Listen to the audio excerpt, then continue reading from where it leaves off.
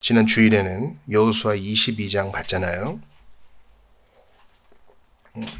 2와 2분의 1 지파가 7년간의 그 전쟁을 마치고 갔어요. 가는 중에 큰 제단을 쌓았는데 그게 문제가 된 거죠.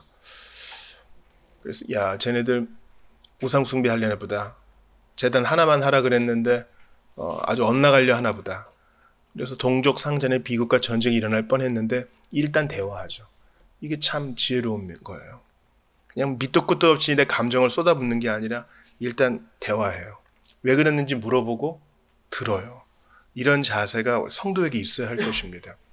그리고 해명을 듣고 나서는 더 이상 추궁하지 않아요. 그랬구나. 그래서 그랬구나. 더 이상 토달지 않습니다. 연약해서 그런 건 줄 알고 화평하게 축복하고 물러섭니다. 사랑은 그런 것이에요. 사랑은 오래 참고 모든 것을 믿으며 모든 것을 바라며 모든 것을 견딘다 그랬어요. 용서했어 해놓고서 옛날 일을 또 끄집어내는 것은 진정한 사랑이 아닐 수 있어요. 속아주는 거예요. 믿어주는 것입니다. 기회를 주는 것입니다. 우리가 그러한 사랑을 받고 기회를 받았던 것처럼 말입니다. 예수님의 사랑이 바로 그런 것입니다. 이거를 이제 오해하지 마셔야 돼요. 2와 2분의 1 지파가 표현이 미숙했을 뿐이지 동기는 좋았잖아요. 글을 쓸 때 이 본문이 적용될 수 있는 거예요. 만약에 동기가 악하면 어떻게 해야 돼요? 오늘 이제 본문 고린도후서에 나온 것처럼 교정해 줘야죠. 오늘 본문에는 조금 좀 엄하게 나왔는데 오늘 고린도후서 2장 6절을 보시겠어요? 이러한 사람은 많은 사람에게서 벌 받는 것이 마땅하도다. 이러한 사람이 있고 8절에 그들에게 나타내라 하니까 아마 그 교회의 고린도 교회에 문제를 일으킨 한 사람과 또 여러 무리가 있었던 것 같아요.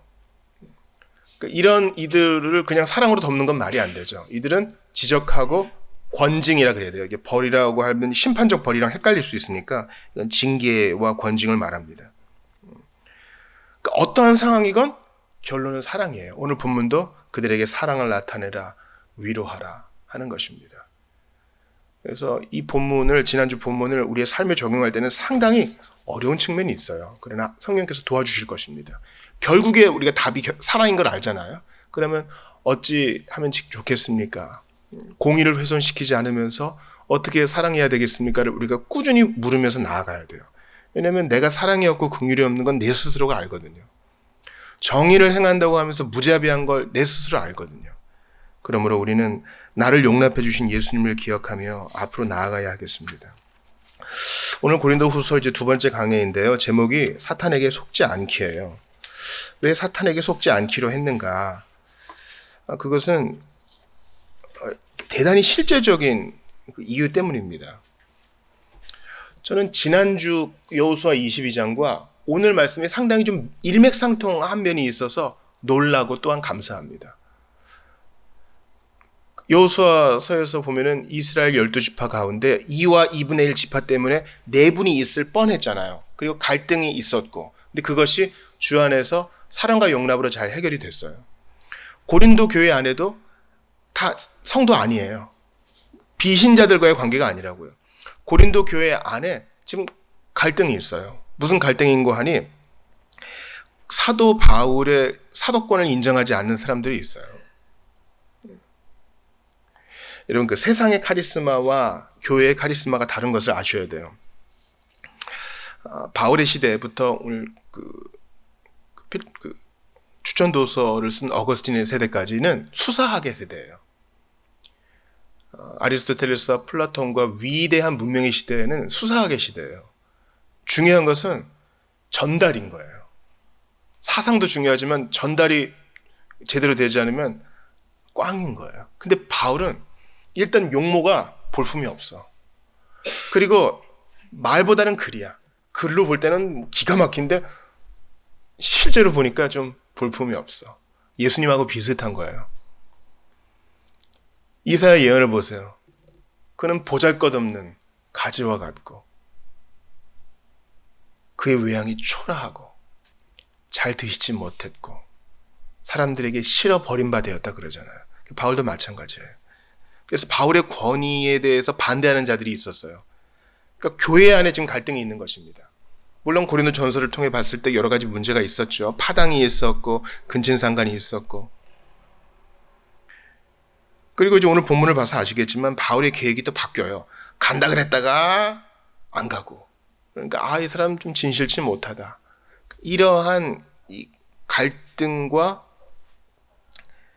일촉즉발의 상황을 해결하는 데 있어서 저는 지난주에 이어서 오늘까지 주님이 동일한 메시지를 주신다 이렇게 생각을 합니다.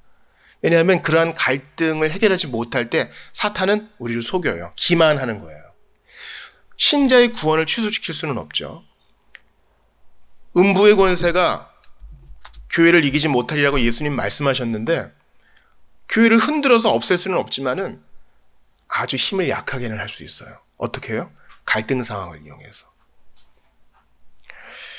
이러한 갈등 상황을 어떻게 해결하면서 사탄에게 속지 않을 수 있는지 우리가 좀 보기를 바랍니다.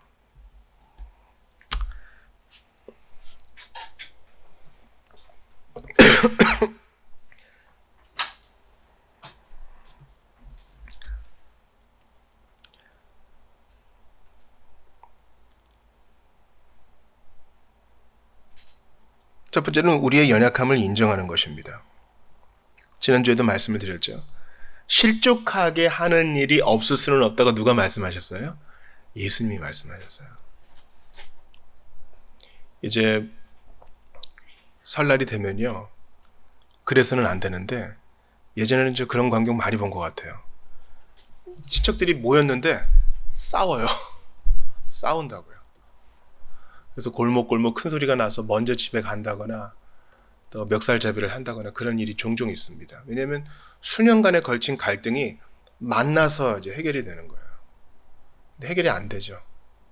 서로 목소리가 높아지고 싸웁니다. 우리는 우리의 부족함을 인정해야 돼요. 갈등의 원인은 뭐였습니까? 지금 지도는 없는데 그리스 지방의 아랫지방이 아가야였고 윗지방이 마게도니아였죠. 그리고 바다 건너서 에베소가 있고요. 근데 바울이 책임져야 될 지역이 많아요. 근데 하나님께서 여기로 가라 저기로 가라 친히 인도하시는데 자기 마음은 고린도 가고 싶거든요. 그래서 간다 했는데 주님께서 막으셨어요. 육체대로 결정한 것이 아니었습니다. 근데 그걸 가지고 고린도 교우들은 이제 오해를 한 거예요. 사람이 참 약속을 안 지키고 진중하지가 못하다. 온다 그랬고 안 오는구나. 고린도 후서는 바울이 고린도에서 네 번째 편지입니다. 첫 번째, 세 번째는 없다 그랬죠. 첫 번째 편지 쓰고 고린도 전서가 간 것이고, 그 다음 또 방문을 하면서 세 번째 편지를 쓰고 방문하려고 했는데 또 안 된 것입니다. 왜냐하면 안 간 이유가 있다 그러죠. 7절 한번 같이 읽어볼게요. 시작. 그런즉 너희는 차라리 그를 용서하고 위로할 것이니 그가 너무 많은 근심에 잠길까 두려워하노라. 서로가 갈등 상황이 있을 때는요, 잘 들으세요. 무조건 보는 게 답이 아닐 수 있어요. 다시 한번요. 갈등이 너무 골이 깊을 때에는 우리 그래도 어찌됐거나 좀 만나서 해결을 합시다. 이게 항상 답이 아닐 수는 있어요. 학교폭력 상태가 있거나 형사 사건이 있을 때 가해자, 피해자를 무조건 만나게 하는 게 답이 아닐 수 있습니다. 그래서 분리를 시켜요. 1단계가 분리입니다. 바울이 교회를 어렵게 한 자들을 보면 자기가 너무나 사나워질 것 같아 주님께서 막으십니다. 또한 바울의 권면 때문에 사람들이 낙심하게 될까 봐 하나님께서 그 길을 막으시는 것입니다. 우리는 이러한 갈등을 보면서 우리가 잘못 해석할 수 있구나. 이걸 인정해야 돼요. 겉으로 보면은 왜 저 사람 왜 늦어? 왜 저 사람 왜 안 와? 왜 저 사람 저렇게 행동해? 왜 저 사람 말을 저따구로 해? 오해할 거 투성이에요. 근데 지난주에 말씀드렸죠? 그럴 때 어떻게 해야 된다고요? 사정이 있겠지.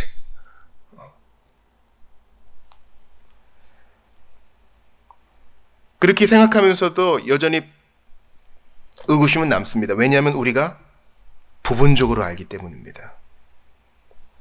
우리는 온전히 알지 못해요. 예수님의 날에야 비로소 깨닫게 됩니다. 여러분, 오늘 본문 고린도후서 1장 14절을 같이 읽어볼게요. 고린도후서 1장 14절이요. 찾으셨어요? 온라인으로 예배하시는 분들 꼭 찾아보세요. 고린도후서 1장 14절 같이 읽어요. 시작. 너희가 우리를 부분적으로 알았으나 우리 주 예수의 날에는 너희가 우리의 자랑이 되고 우리가 너희의 자랑이 되는 그것이라. 이것을 역으로 하면 어떻게 돼요? 주 예수님의 날은 세상의 마지막 날, 예수님 재림하시는 날이거든요. 그때가 되기 전까지는 온전함은 없다는 거예요. 제대로 다 알지 못해. 그렇지 않아요? 나 이거 꽉 잡고 있어. 나 이 부분에 있어서는 완벽해. 할 사람이 있어요? 그런 사람은 자기가 자기를 속이는 거예요. 성경 말고요. 책 하나 읽고 아는 척하는 사람이 제일 무서운 사람이에요. 그건 그 사람의 종교예요. 우리는 다 부분적으로 알아요. 근데 이거 어디서 많이 본 거 아니에요. 자, 오늘 본문 꽂아 놓으시고 고린도전서 13장 찾아보겠습니다. 바로 앞이죠. 고린도전서 13장. 자, 오늘 본문에서 바울이 고린도 교우들에게 너희가 우리를 부분적으로 알기 때문에 오해가 있는 것인데 마지막 날에는 다 풀리고 우리가 서로에게 자랑이 될 거야. 이렇게 얘기합니다. 부분적으로 안다 그래요. 근데 이 부분적이라는 말이 사랑장에 몇 번이나 반복되나 보세요. 13장 9절부터 13절인데 같이 읽어보면서 하겠습니다. 시작. 우리는 부분적으로 알고 부분적으로 예언하니 온전한 것이 올 때에는 부분적으로 하던 것이 패하리라. 내가 어렸을 때에는 말하는 것이 어린아이와 같고 깨닫는 것이 어린아이와 같고 생각하는 것이 어린아이와 같다가 장성한 사람이 되어서는 어린아이의 일을 버렸노라. 우리가 지금은 거울로 보는 것 같이 희미하나 그때에는 얼굴과 얼굴을 대하여 볼 것이요 지금은 내가 부분적으로 아나 그때에는 주께서 나를 아신 것 같이 내가 온전히 알리라. 그런즉 믿음, 소망, 사랑 이 세 가지는 항상 있을 것인데 그 중에 제일은 사랑이라. 이 4번 나오죠. 4번. 성경에서 4는 주중에 우리가 어거스틴 책 읽은 것처럼 성경의 숫자 4는 의미가 있는 숫자입니다. 40일 할 때 4와 10이 결합된 것이고요. 동서남북 해당되는 전체를 아우르는 숫자라고 할 수 있어요. 부분적으로가 얼마나 많이 나와요. 그러니 우리가 사랑하고 이해할 때 내가 다 모른다는 걸 인정해야 돼. 이거 참 인정하기 어려워요. 내가 맞아. 넌 틀렸어. 이게 차라리 편해요. 그리고 안 듣죠. 예수는 구주시고 나를 구원한 하나님의 아들이다 빼고는요. 결정적인 교리 외에는 우리가 이런 자세를 가져야 돼요. 근데 보통은 안 그래요. 저도 그래요. 네가 몰라서 그래. 그러니까 어찌됐건 내가 맞은 거야. 이러니까 갈등이 안 생길 수 있어요. 그러니까 그 갈등 속에 사탄이 다 끼어드는 거예요. 근데 이제 바울은 오늘 본문에서 얘기하죠. 이는 우리로 사탄에게 속지 않게 하려 함이라. 우리는 그 계책을 알지 못하는 바가 아니로라. 마귀는 어떤 계책을 쓴다고요? 갈등을 탁 비집어가지고 야 너만 오라. 쟤는 틀렸어. 내쳐. 뭐 예수 아니면 어차피 볼 일도 없는 사람인데 괜히 너 그것 때문에 스트레스 받을 필요 없어. 바울은 그렇게 하지 않죠. 우리가 모르는 이유 까닭에 우리가 오해할 것이지만 마지막 날에는 그게 풀릴 것이다.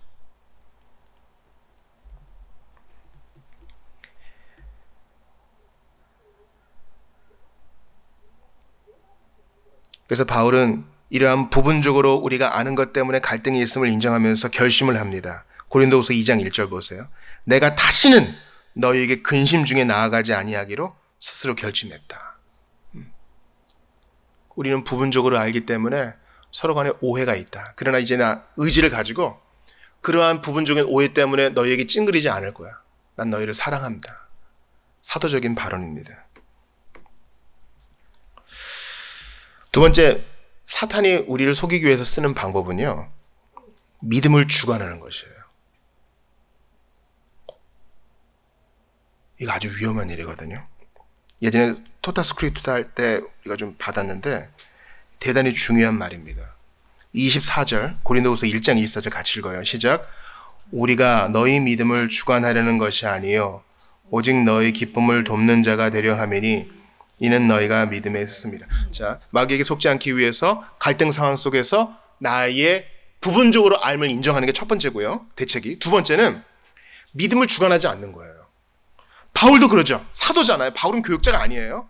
사도예요. 지금은 없는 유일무이한 권위자란 말이에요. 그런데도 고린도 교우들은 얼마나 연약해요.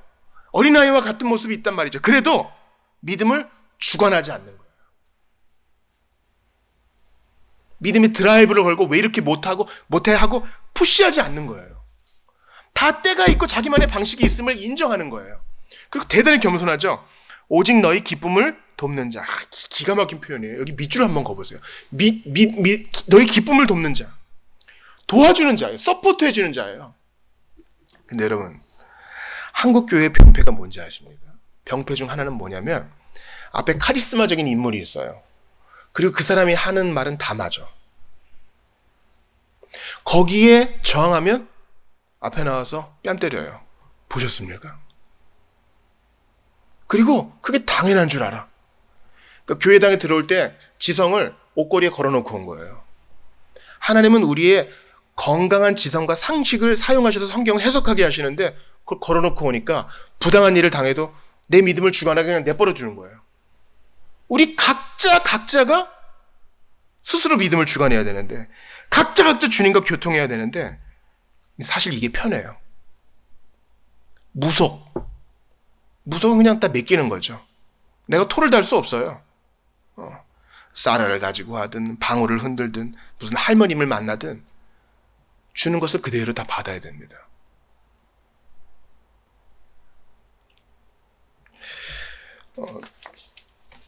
여러분 주보 일면 한번 보시겠어요? 제가 고린도전서 1장 23절을 넣어놨잖아요. 한번 주중에 보면서 계속 생각합시다. 같이 읽어봐요. 시작. 내가 내 목숨을 걸고 하나님을 불러 증언하시게 하노니 내가 다시 고린도에 가지 아니한 것은 너희를 아끼려 함이라. 이게 믿음을 주관하지 않고 기쁨을 돕는 자로서 서포트하는 도우미로서의 바울의 마음이에요. 너희를 아끼기 때문에. 가가지고 으름장을 놓으면 그들이 위축될 수 있잖아요. 함부로 그들의 믿음을 주관하지 않는 거예요. 주보 한 장 뒤집어 보세요.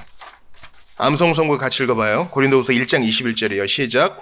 우리를 너희와 함께 그리스도 안에서 굳건하게 하시고 우리에게 기름을 부으신 이는 하나님. 여러분 여기 우리라 그러죠. 우리 복수예요. 2인칭 복수라고요. 하나님이 나에게 기름 부으셨어. 그러니까 내 말 들어. 이게 믿음을 주관하는 것이에요. 그러면 안 된다는 거예요. 기름을 누가 받았다고요? 우리는 누구예요? 성도 다. 옛날에 권사님이 우리 예배 전에 기도할 때 우리 기름 부어 세우신 당회장 목사님을 위해 기도하잖아요. 당회장 목사만 기름 부어 세우신 거 아니에요. 다 우리가 그리스도 안에서 요리문답 때 배웠죠. 그의 기름 부음을 공유한다고요. 아름다운 시편이 있어요. 향기로운 기름이 흘러 시온에 있으리. 대제사장이 기름 부음을 받습니다. 그 기름 부음이 쑥 흘러요. 옷으로 막 흘러 넘쳐요. 시편 기자가 말하죠. 대제사장의 가슴에는 이스라엘 12지파를 상징하는 보석이 박혀 있어요. 기름 부음은 대제사장이 받지만 그 기름 부음을 12지파가 모두 다 공유하는 거예요. 이해가 되세요? 형제가 동거함이 참으로 아름답다 그럴 때 머리에 기름 부은 것이 온 옷에, 온 몸에 다 흘러내리니 우리는 예수님의 기름 부음을 공유합니다. 구약 시대 때 기름 부음을 누가 받았습니까? 왕과 제사장과 선지자가 받았습니다. 다윗 왕이 기름 부음 받았죠. 선지자 엘리사가 엘리야에게 기름 부음을 받았죠. 제사장 아론이 기름 부음을 받았죠. 이 기름 부음 받으신 분의 통합이 그리스도예요. 근데 예수님은 나 기름 부음 받았으니까 내 말 들어. 말 안 듣으면 혼나. 이게 아니라 너희도 기름 부음 받았어. 오늘 본문이 말하잖아요. 우리에게 기름 부으신 이는 하나님이시니. 그러니까 우리 다 기름 부어 세운 주님의 제사장이에요. 우리가 얼마나 존귀한지 알아야 돼요.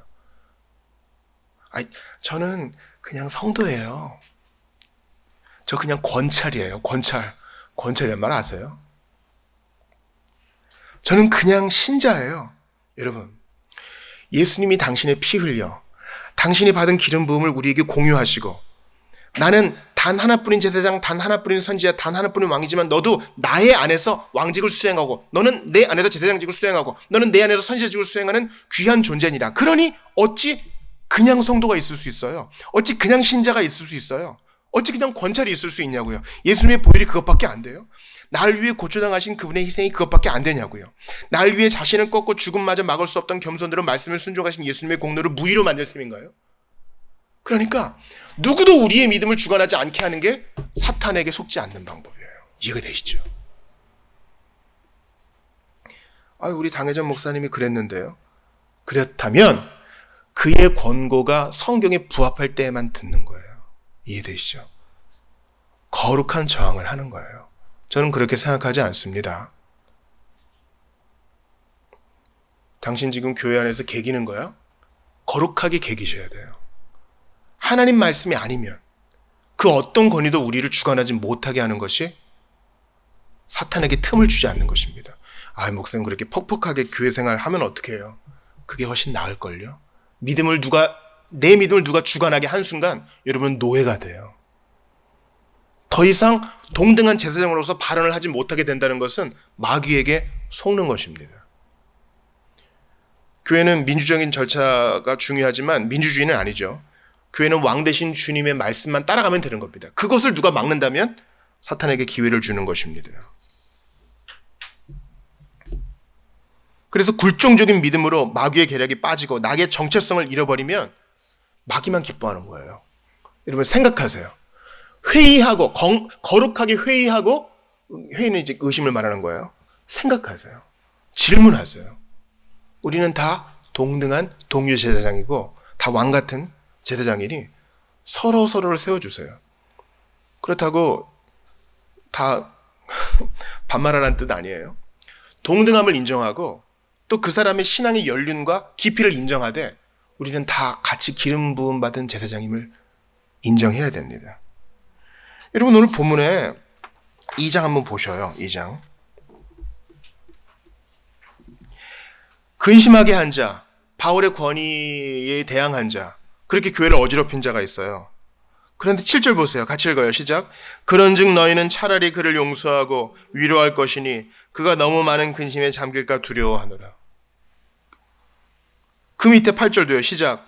그러므로 너희를 권하노니 사랑을 그들에게 나타내라. 위로하고 회복되면 사랑하고. 사랑은요 그런 거예요. 자기 자신을 잘 지키고 끝까지 존중해 주는 것입니다. 그러므로 용서하십시오.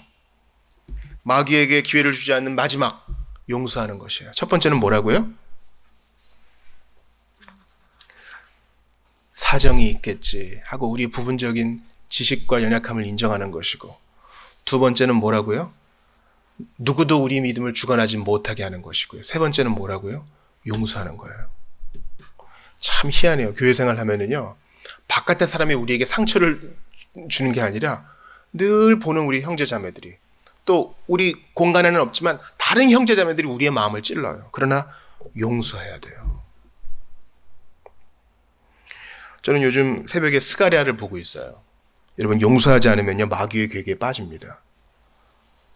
한때 이스라엘을 징계한 데 쓰였던 주변 나라들, 바벨론과 블레셋과 바벨론과 암몬과 시돈과 모압과 이런 나라들 다 징계받았어요. 왜요? 정도를 지나쳤거든요. 하나님이 자기를 교보제로 쓰는 줄 모르고 용서하지 않고 이스라엘에게 무참히 대했습니다. 용서해야 돼요.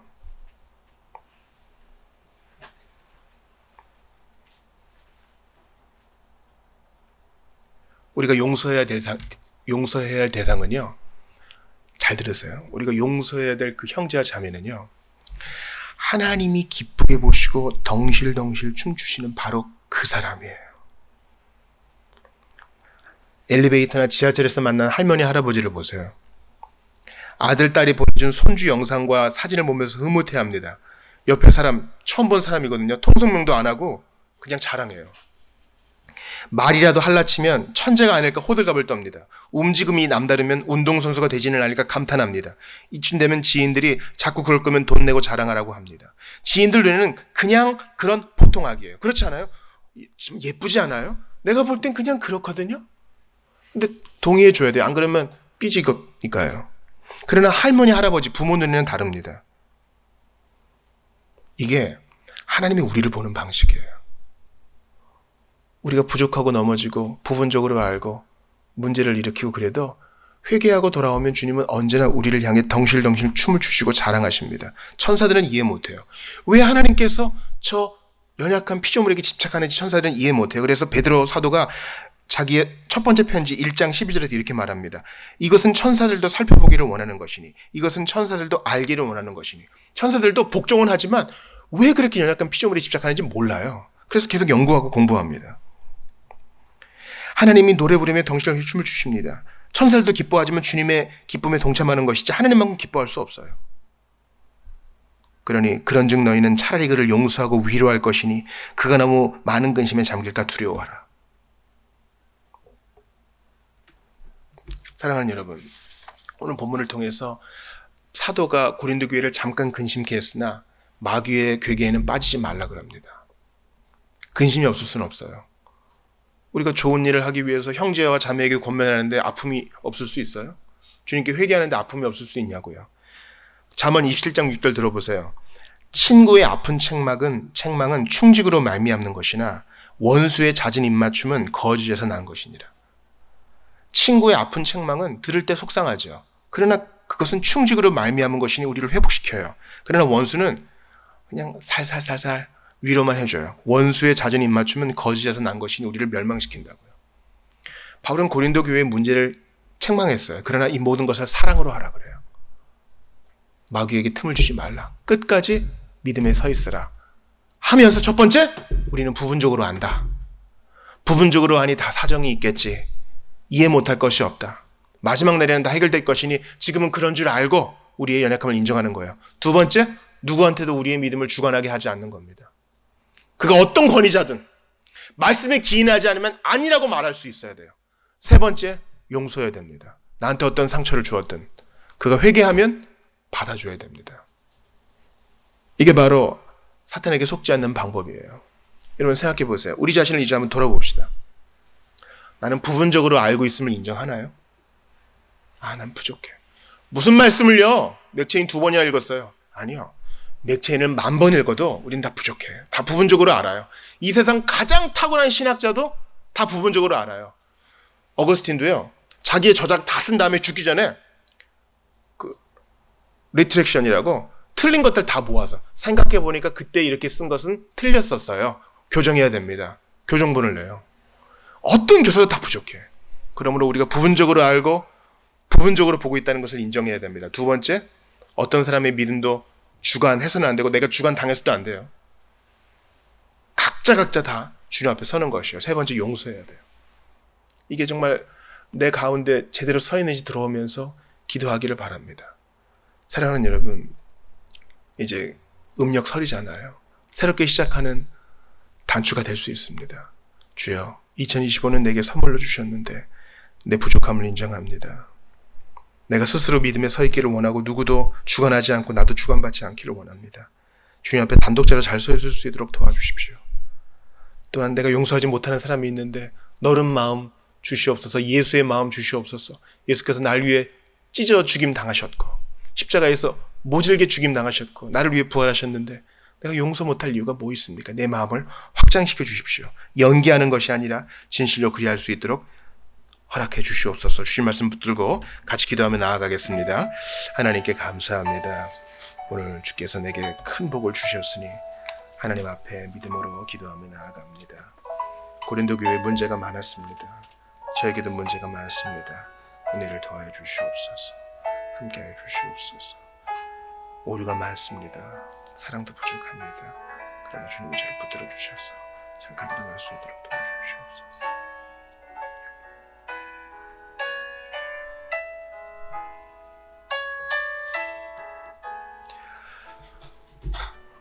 주님, 조금 알고도 다 아는 것처럼 교만했던 것 회개합니다. 주님, 기름 부음 받은 제사장임을 인정하지 못하고 남들이 좀 나를 어떻게 해주기를 바라고 믿음에 스스로 굳게 서려고 했던 모습이 부족했던 것도 회개합니다. 주님, 용서하지 못하고 끝까지 앙심을 품고 저 사람은 안 된다, 아예 단정 지어버렸던 나의 부족함도 회개합니다. 그러나 예수님은 온전히 아시는 분으로 나를 품으셨고, 예수님은 나의 믿음을 주관하시되 끝까지 나를 존중해 주셨고, 예수님은 나를 용서하시되 70번씩 7번이나 영원토록 용서하시니 그 사랑받은 자로서 합당하게 살 수 있도록 힘을 주소서. 제 깜냥으로 안 됩니다. 하늘문을 열어 성령을 부으셔서 그 능력으로 살아갈 수 있도록 도와주시옵소서. 교회가 12년 차가 됩니다. 앞으로 문제도 많아지겠지요. 갈등이 있더라도 주의 사랑으로 잘 극복해낼 수 있는 아름다운 공동체 되게 도와주시옵고, 이 설교를 듣는 자 중에 아직까지 그리스도를 모르는 자, 예수님 앞에 두 손 들고 나아올 수 있도록, 사랑이신 예수님 앞에 마음 열어 나아올 수 있도록 은혜를 주옵소서.